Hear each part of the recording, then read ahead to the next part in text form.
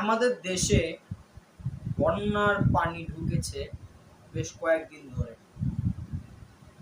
বন্যায় আমাদের দেশটা হাহাকার করছে এবং পানিতে ডুবেছে কয়েকটি জেলা। আপনারা গণমাধ্যমে দেখতে পারবেন কয়েকটি জেলা, প্রায় 10 থেকে 12টি জেলা ডুবেছে।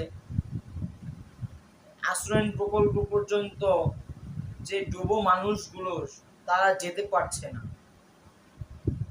বৃদ্ধ বাবা মারা তারা পানির মধ্যে ডুবে আছে, পানির মধ্যে ভাসছে।